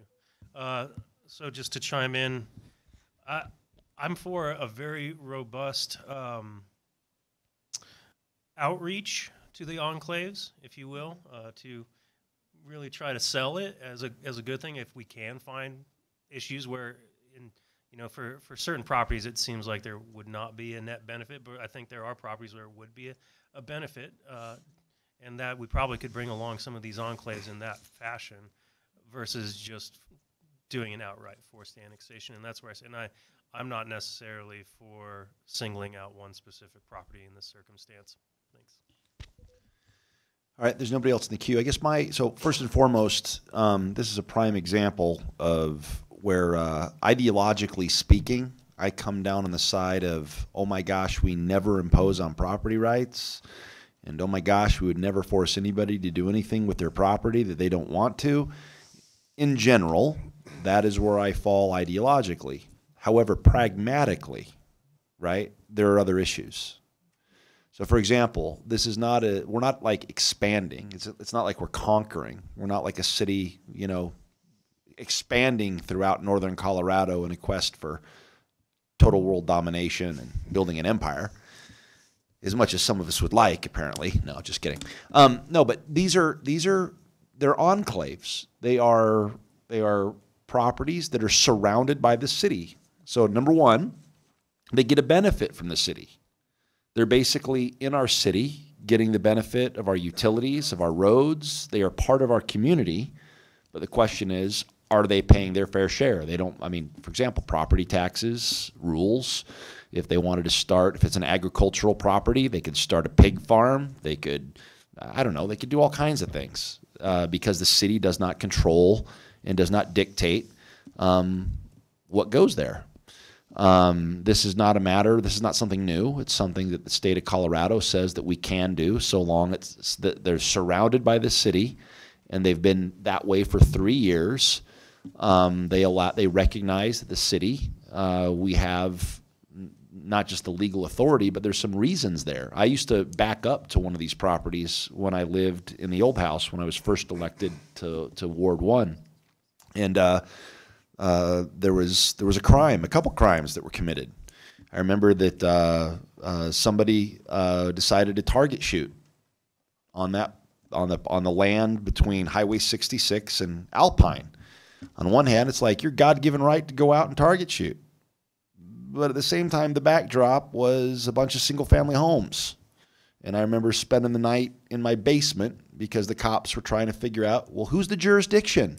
Well, you can't call it. Well, we can't go. It's got to be the county. Well, the county can't make it in time. I'm sorry. There's all kinds of messes that occur when we've got land in the middle of our town that is controlled by 3 commissioners that office 30 minutes away. And so, there's fairness, there's safety, there's value. And even though I don't want to force annex anyone in, and I also think that someone who's agriculture on the east of town, I look at as very different than residential properties that we surround. And so it's not as clear cut as just ideologically saying, I don't want to tell people what to do with their property. It's not like with a federal or state government, with a local government trying to take 100,000 people and have everybody live good lives. And that doesn't mean that if we annex you in, you have to get necessarily rid of you don't have to do anything with the land, right? It just means that you're subject to, the rest of the laws that your neighbors abide by. And so I personally wouldn't have a problem with it. I can see, I don't care if Mr. Tebow were to call and say, I don't want to come in. I'd say, well, you're surrounded by the city, you're in the city, you get the benefit. Or if the residence is up in Area 1, but we don't want to come in. Well, of course you don't. You're getting all the benefits, but you're not paying like the rest of us. I can understand why people wouldn't want to do this, but fairness, safety, sanity, and just good community planning says that, we've grown. You're part of the community. You can't keep living in the garage. We've got to develop it into something that we can all live with. So I'm actually for the proposal of going out and asking and putting the hard sell on it, making it easier, pitching it, etc. I don't think we should sing. I think it's all or nothing. I don't think we can. I mean, I don't care. I don't believe it's either one or the other. Ideologically, we have to say we're not going to do it at all, because there's lots of things other than the pot shop that I could argue that no, we don't like that. We either have to be heavy-handed to everybody or heavy-handed to no one. That's what I say. So I say hard sell, see how many people respond, see what's left over, and then go from there. Councilmember Martin? Thank you, Mayor Bagley. How many of these parcels get city utilities, and is there a cost differential? How do we make that equitable given that they're not paying city property taxes? Mayor and Councilmember Martin, we'll have to do a little bit more research on each of the individual parcels, because some of the enclaves have multiple parcels and multiple ownerships. But we can provide that information back to council. Generally, Dale, and if I'm wrong, come up and smack me. If you're not inside the city limits, you pay 50% more for the utilities. Is that correct, Dale? Only on water. It gets, when you get to the public safety pieces, it's different, because they're part, Joni and I were just talking about this, the jurisdictional issues are real. We've had that at certain enclaves, and we had a death actually on one of the streets, and we started investigating it, but it was actually under the jurisdiction of the county, and so then the county had to come in. In terms of fire protection, they're part of the fire protection districts, but we have interoperational agreements with those fire protections, with those districts, and so sometimes we come in and actually provide that service based on the interoperational agreements with them. Could we do that, where if they don't come in, that's fine, we just don't show up and put out the fire when it catches? Are we allowed to do that? I'm kidding. That's a joke. As Dale's like, no. Let her burn. No. All right. Any other questions? Councilmember Peck? Thank you. When you bring this back, can you bring us back a key for the county zoning codes as well? Sure. I'd be curious as to what they are zoned. Although you need, sorry, go ahead. I was just going to say, in the table that's in your packet, there is a column for county zoning, but we can provide some color-coded on the map too if you. Well, I don't know what they stand for now. I just want a key to know what. Sure. They Okay. Okay, You bet. thanks. So one of the things when you talk about the hard sell that we will look at too, is so when you look at our ISO rating, I believe we're a 2 now. A 2 for fire. And so if you're technically in an enclave and you're part of some of the other fire protection districts, if it's a higher rating, actually there is a homeowners or business owners insurance reduction based on that ISO rating. So we will pull all of that information together to show to folks to say, here's actually the benefits. And I'd like at the same time. Could you also have, if someone does not want to come in, I guess the question becomes, could you ask them why not? I'd like to know why not. Yes. And then by the way, that joke fell flat. I'm not saying we burned down any houses, in case the paper, like Mayor Bagley says, that was a joke. No one laughed, but it was a joke. All right, then you need direction, right? And so I think the direction from council is to go out and engage and talk about the benefits of coming into the city, come back and make a report to council based on what we've seen, and in addition to just who's willing and who's not willing, to also ask why, so we can provide you with that information. All right, yep, that's my understanding. Councilmember Martin? One more quick question. If the property is currently being used in a way that would be non-compliant, what happens?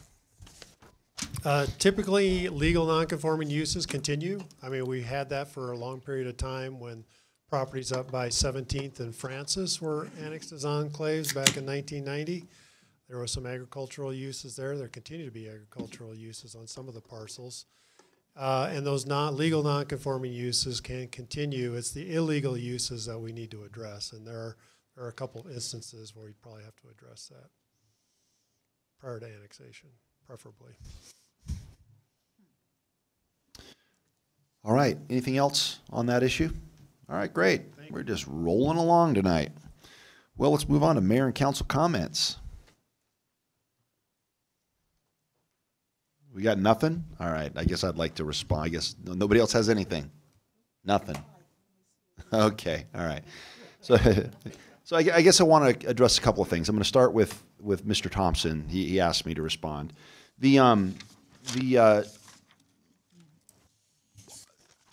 I will vote. So in case just so everybody knows, council, whoever's watching, we belong to the Platte River Power Authority. The Platte River Power Authority is basically a power company made up of Fort Collins, Loveland, Estes Park, and Longmont.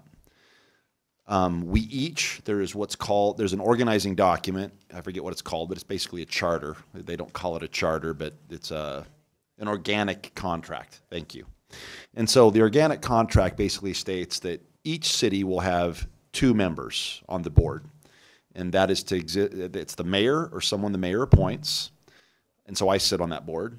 And then the other one is the head of our power utility or someone capable of running the power utility.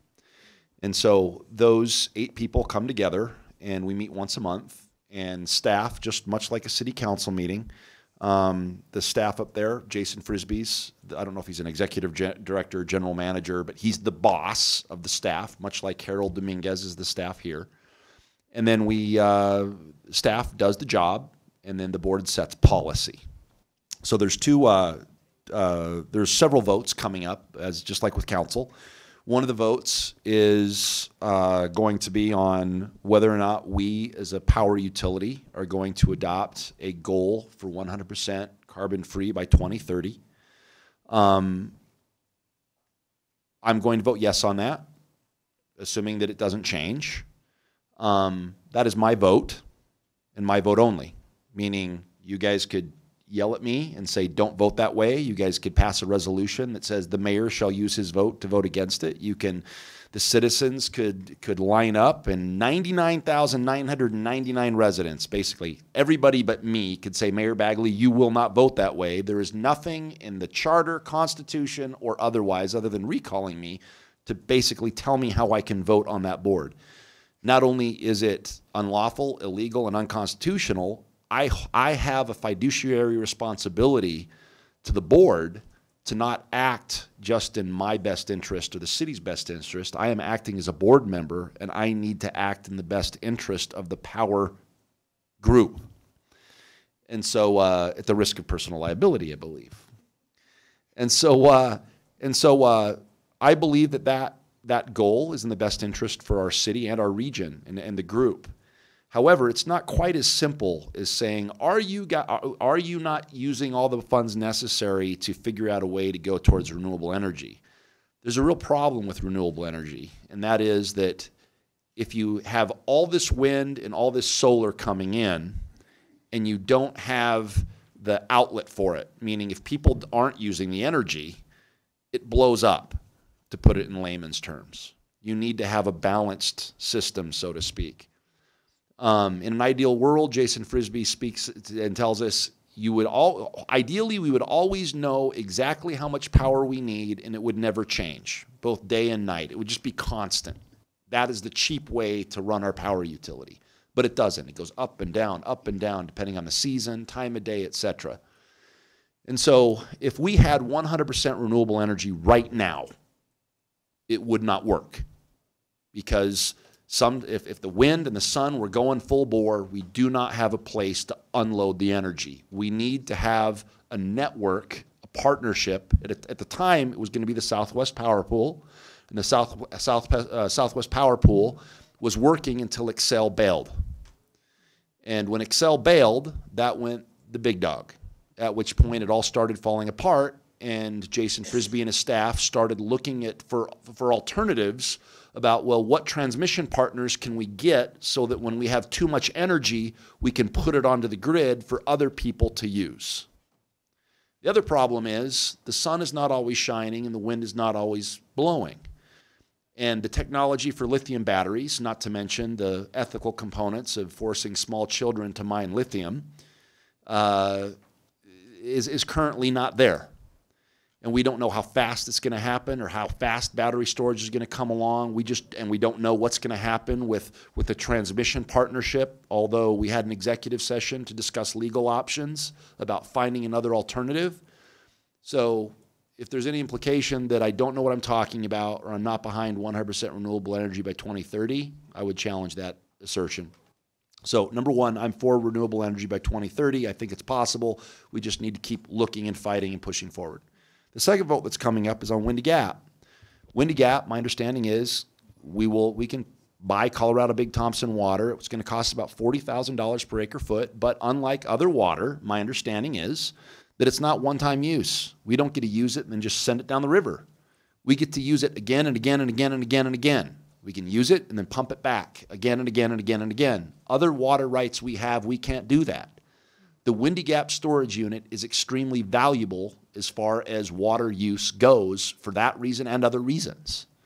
And so I need to see what happens with cost. I need to see how the project comes along.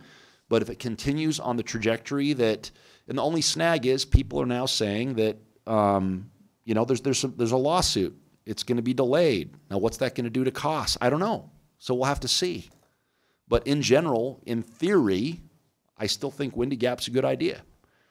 But, of course, we'll have to just kind of see how that goes as costs increase and timelines change. So I don't know on that vote, but I think I will. But I withhold judgment until I see the final information. And then last, I'd like to speak to my good friends who are pro 2A. Michael Baca, thank you for your comments. Thank you.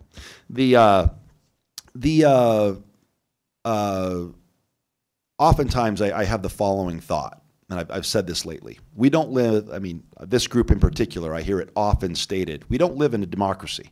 We live in a republic. And people are fond of saying that. And I always ask, what's the definition of a republic? A republic means that we don't vote on everything, right? A republic means that we vote for our elected representatives, and then we let those elected representatives basically do the work and make the decision. That's what the republic means. The republic representation that you have, like it or not, is this council. We are the example of the democratic republic which was founded in our great nation. We vote for each of us. We do a good job, we get reelected. If we don't, we're out, right? So part of that, speaking just for this chair as mayor, right? I've tried to interact with various members of your group and members of the public, both Moms Demand Action and Rally for Our Rights, and both in written and verbal format, but I just want to be clear. I'm a big believer and proponent of the Second Amendment, without a doubt. But I have never, okay, speaking as a second Brian, okay, now granted, it's tough to do when I'm the mayor, right? But I've got this little thing here that says, be fair, be humble, be kind, have fun, right? I always try to think of that. So please don't take my comments as heavy-handed, okay? Because I'm the mayor, it could come across as very heavy-handed, right? But when I remember my first day on council, and I know I'm taking a long time, I'm sorry, guys, but on my first day on council, I remember it was the frackers. They're the anti-fractivists. Bonnie was here, and Katie Witt was here, and Dennis Coombs was here, and I lost it. Do you remember? I looked at my fellow council. I'm like, is this what being on council's like? 3 hours of public invited to be heard over something we can't do? You know, are you kidding me? You know, go to the end. And everyone's like, no, no, no, no, no. Just shut up and listen. From that day, I have shut up and I've listened, right? That's my job. People are angry. I might disagree, but I listen respectfully. Now, when the anti-fractivists came, they wanted us to do something. They were saying, you need to pass a ban. You need to like take action to tighten down on your regulations. Please take action. And it was a big fight of 7 years, and we had to take action, and there were meetings and protests, and in the end, we took action. For the last year and a half, I have many friends who are strong proponents of the Second Amendment movement. We had a gentleman come in who was a friend of mine, go to church with him. He would come in with a rifle stock. It wasn't even a full rifle, and that would make people nervous. And again, it wasn't a gun. It wasn't a weapon. Why would you get nervous? I get that. But I also get why some people would get nervous, because it's not normal, right, to come into city council with a gun prop. And he did that once, and I pulled him aside, and I said, what are you doing, man? As a lover and proponent of the Second Amendment, why in the world are you stirring the pot? I have never seen a group work so hard to do something that I'm fighting not to have happen. I mean, I don't know what you want me to do, but right now you have a council that they're not, the only time we take action is when your group or talk about taking action is when your group brings it up. My definition of protecting the Second Amendment is to keep this out of the hands of government. I am trying as hard as I can. But Rally for Our Rights is doing everything possible to have a debate over this issue. Do you want to have a debate? We can, but what's going to happen is I guarantee you this council, if you put a gun to their head and you said, pick one, we're going to make it stricter or we're going to loosen the Second Amendment rules in our city. If you forced them to, I guarantee you that the 38% in this town that vote Democrat would probably slide to the left. I'm not sure. And the 31% that vote Republican would probably slide to the right. And you would be left in the Boulder situation. But right now, there's nothing going on. Nothing. And so my solution is keep council together. What that means is, guys, how many people here want to talk about guns? How many people here want to pass any type of legislation whatsoever to limit or move any type of gun legislation?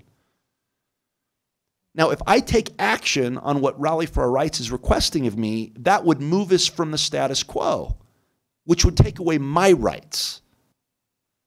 I don't want to do that. So I respect what you said, Mr. Baca. I do. I get it. I'm with you, right? As I'm listening, I'm like, oh, God, the irony, right? But if I take action, you know, a simple proclamation, if I would have issued and signed that proclamation, all we would have had is a proclamation, one guy's opinion on what I learned, for example, in my hunter safety class, which was the 4 tenets of individual handling, you know, and this is the mayor's belief. It's not a proclamation, but I'm speaking, so this is kind of a proclamation, right? I proclaimed that I learned when I was in hunter safety that the 4 tenets of handling a firearm is always treat the gun like it's loaded, keep the muzzle pointed in a safe direction at all times, never put your finger on the trigger until you're ready to fire, point at a target and make sure your target is clear and beyond. Be safe, be responsible, love your gut, sign the mayor. I could have said that. I just said it. We all happy now? But but by not saying it, I want the gun debate to die because there's no debate. And so I respect everything Mothers Demand Action says and believes. I respect everything that the Rally for Our Rights people believe. But at the end of the day, as chairman of this council, as the referee of this council, I do not want to have that discussion because there's nothing to discuss. So that's how I feel about that. So anyway, and I guess in the words of the Native Americans, my friends, and that's all I have to say about that. Yeah. All right. So, Councilman Martin. Aho. Thank you, Mayor Bagley. A couple of things I would like to say. First, about the Windy Gap.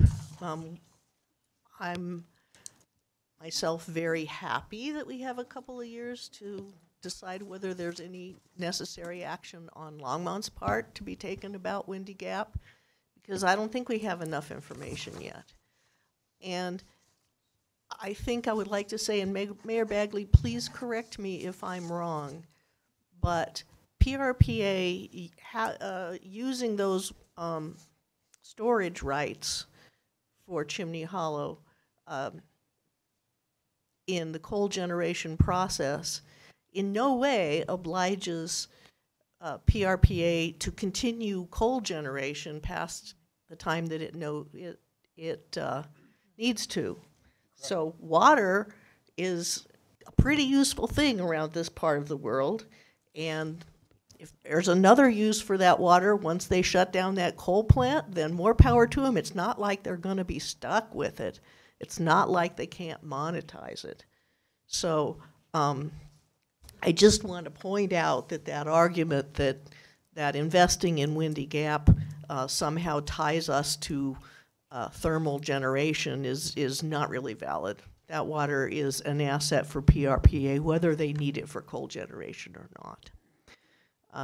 And I suspect that they can use it to lower our rates. The other thing is, I don't want to talk about firearms either. I think it's dumb to talk about firearms. There's not going to be a consensus. what I would like is for people to be more careful.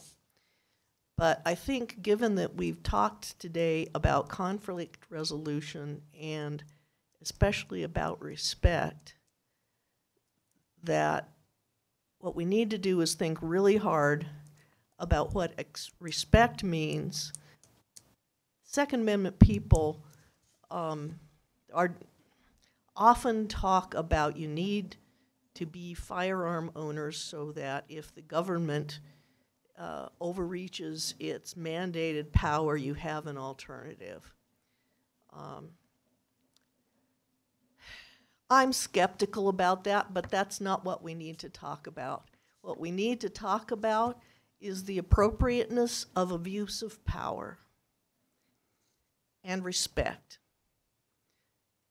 And I think that when a group of very, very, very peaceful people has assembled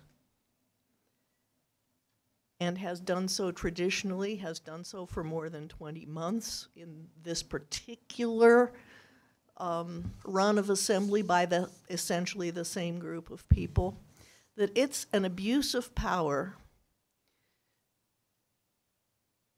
for another group to congregate, as is their right, in the same place, at the same time, deliberately, as the peaceful group of people, and to do so bearing arms, knowing that to do so creates terror, discomfort, maybe anger, but I didn't see any. I saw a lot of fear, and I saw a lot of grief among the people who congregate for peace. And I saw a lot of disrespect, dressing like the mayor, dressing like the mayor pro tem, and really carelessly handling those weapons. We didn't know if they were loaded or not, but we know that their barrels were pointing at people because they were slung very carelessly over a couple of shoulders. And we had a member of the Longmont police force point that out. So I think that's disrespectful, and I think it's an abuse of power because, as has been pointed out many more times than really needed, a person who is armed is more powerful than a person who is not armed. And I don't like to see that abuse of power in this city, and it makes me really sad. So I hope that everyone who is fearful that there's a congregation of people who wants to curtail their Second Amendment rights should think about it again, because I have never before in my life wanted to curtail anybody's rights. But I will tell you that last Saturday, I wanted to curtail yours for the first time because you were disrespecting two friends of mine who sit here next to me, and you were disrespecting a group of peaceful people who want the city to be a safe and loving place. So I really hope I don't see that again. And just by way of friendly, just not you guys, there's people here that belong to the group, right? But in this day and age, right, it's not like that. This is a council of your neighbors, and so I mean, we know where people live, even though they say they live in Longmont. We belong to the same Facebook groups. We see the pictures. I saw the words that how they describe Mayor Pro Tem in the 4-letter asterisks. I find it disgusting, and that this same group. You know, I feel the same way. I'm angry. You call my friends 4-letter words that begin with F, C, S, D, whatever. I mean, we all do business together in this town. If you guys think that I'm going to ever do business with anybody personally when you're treating me like that, it's like that's not politics. That's just being a jerk. And it's your right to be a jerk. It's America. Hell, I've adopted that before. You know, God-given right to be a jerk. But there's consequences to being a jerk. And that affects business. It affects, I mean, this is a volunteer time. How much do you earn a month, Councilmember Peck, to be on city council? $1,000 a month. If you've got 50 developers come to me, and these developers all want, you know, my time, and I don't see my kids. I give everybody my time. If somebody's a jerk to me, calls me a bro, you know, I'm like, you're half mayor, half bro. You're not bro enough. And by the way, you work with a C word and F you. I'm seeing that online on social media. Nobody's getting a meeting. Not because I'm the mayor and I'm being a jerk and abusing my power. It's just I've got to choose. And so, anyway, just something to keep in mind. Block me from social media because I see everything. Not to mention the clients. My clients belong to your group. And they keep me up to date on what goes on. And I'm ticked. I'm offended for my friends and myself. So I just want to be clear that we're all neighbors, man. That's not politics. That's just people. So, city manager, anything else? No comments, Mayor, Council. Mr. Kramer, anything else? No comment, Mayor. All right, great. Let's go home.